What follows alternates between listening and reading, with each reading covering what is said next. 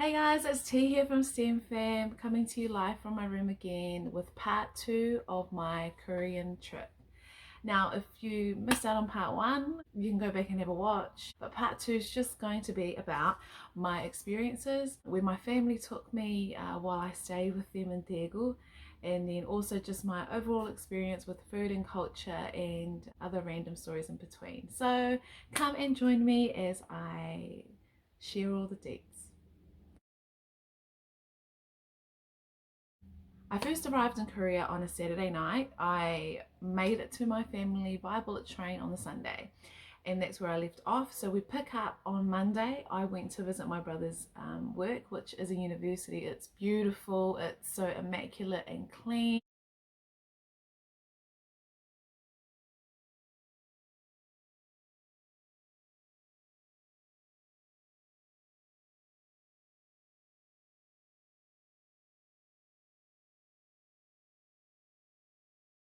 It was cute seeing the students walking around in their puffer jackets, like you guys might have seen if you follow like K-dramas and K-shows.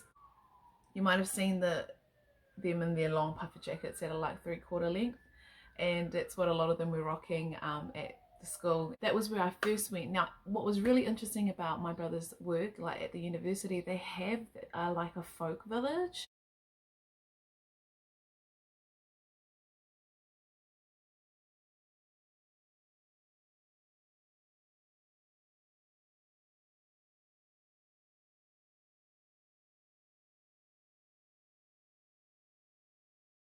It was just really beautiful because I'm really into that kind of thing. I'm really into that kind of scenery, really into like seeing traditional houses and stuff. Like I find that kind of stuff real interesting. And there was also a church on campus which my brother and I hiked up to. Some interesting things about the university campus, and it was just so lovely, even from the folk village. So my brother and I went to the folk village just to have a look around and took some pictures, and then we kind of made our way up to where the church is, and like the music, there was just classical music playing, and it was just really nice, just adding to the scenery. And you know, Koreans just when they do something, they do it like 100, because the music was being played, but the speakers weren't ordinary speakers. They were like rock, like they were in the form and looked like rocks. So this university was really cool experience, especially someone having gone uni as well. One of the places that my brother and his family took me was eWorld.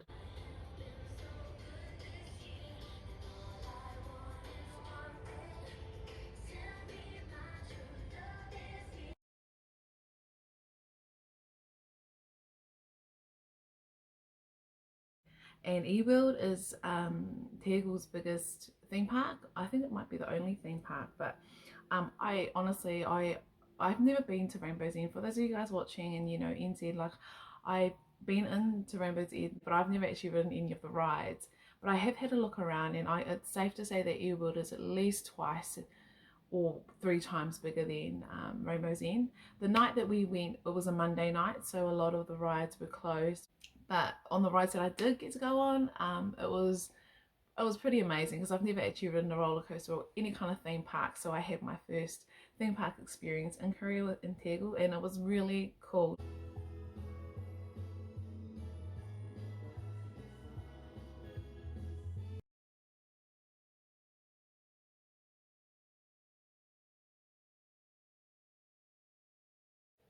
So I did the sky drop, and it's similar to the ride in Rainbow's End. I'm not sure what it's called, where they take you up and then you just kind of suddenly fall.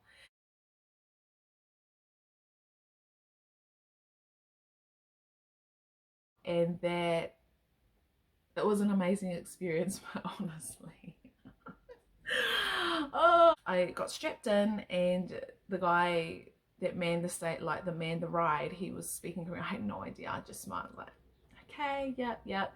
And there were couples on either side of me, and we went up, and the view is beautiful.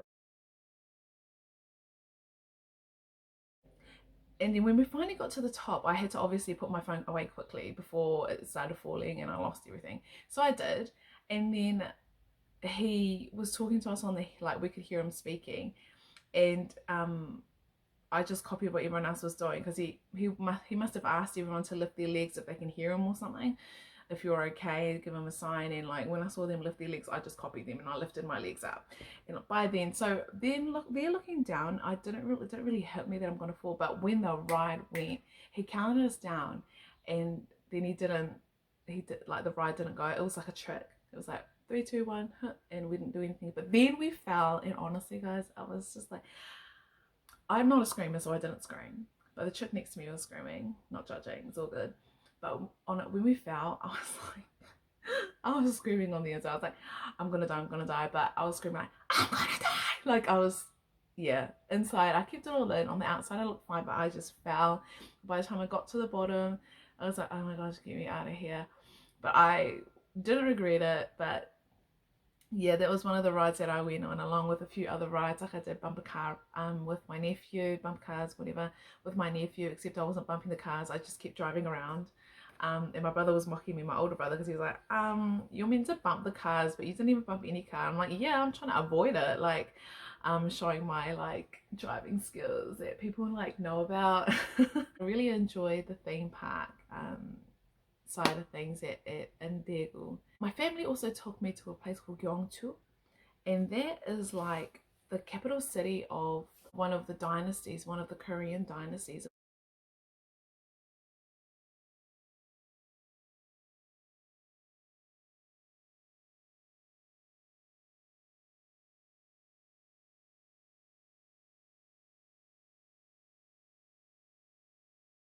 So I really enjoyed going to for that part, just for the like cultural value that it held.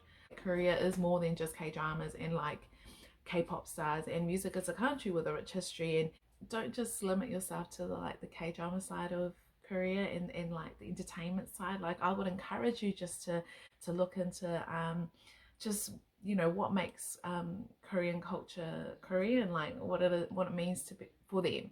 I was also lucky enough to go with my family to Hanok village.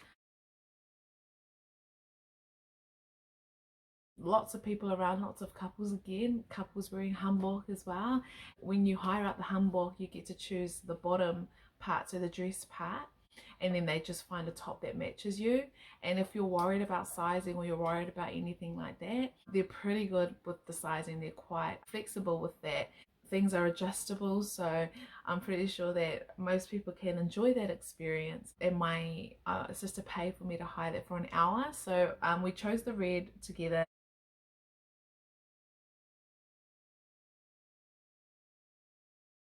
It was just really nice walking around and just being in the moment. And my nephew as well was dressed up in traditional like warrior attire, I think. And it was pretty cool because some other chicks that were walking around were dressed in the warrior attire as well. There's options available. Lots of people were wearing the hanbok. Lots of people, families were there, family friendly. Lots of couples really enjoyed that experience as well.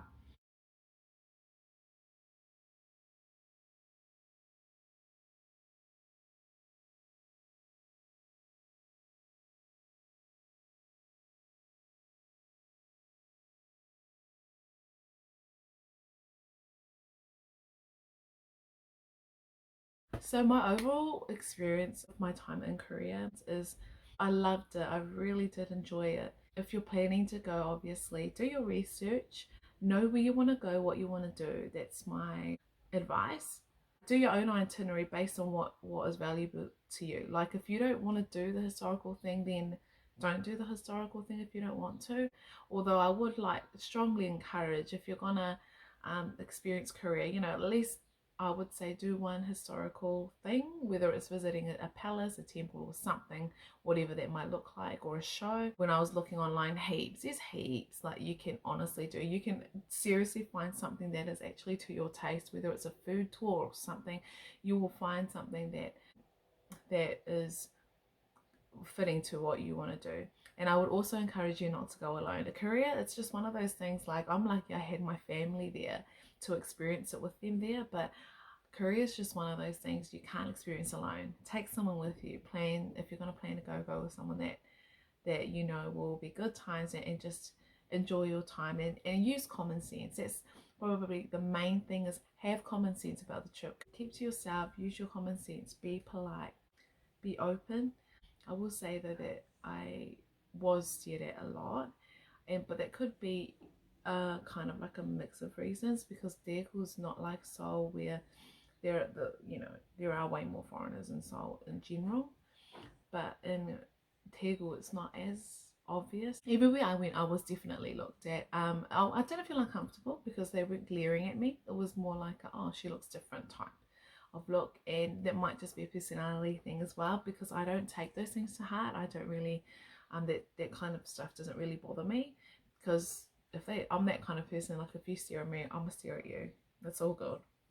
Like don't be uncomfortable with me staring because you're staring first. Like that's my personality. But yeah, I just want to warn you as well, in case that might be something you come across, just to kind of be emotionally prepared if you're a kind of person that doesn't like to be stared at. I didn't feel any racial tension. That might just be because I was with my family, I don't know. Aside from curious glances, yeah, I did get looked at twice a lot everywhere we went, but again I kind of expected that, but no outright racial abuse. So that's in my experience. But look, if you're planning to go. It's just a one, like it's a really beautiful country. The people are lovely. All the people that I came across were nice and friendly and considerate. They helped me when I dropped something, or even when I was lost. So I will definitely go again, and I pray that I do go again. Thank you for joining me on the part 2 of this video. Look out for our future videos that are coming up. Happy New Year to everyone, and I hope that 2020 is a year of blessings and just fulfillment and redirection for those of us that need it, and just a kind of like a refocusing on ourselves, our spiritual journeys, if that's for you, and also just in our relationships with one another, and especially with the one above. Thank you for joining me. We'll see you next time for sure. 안녕.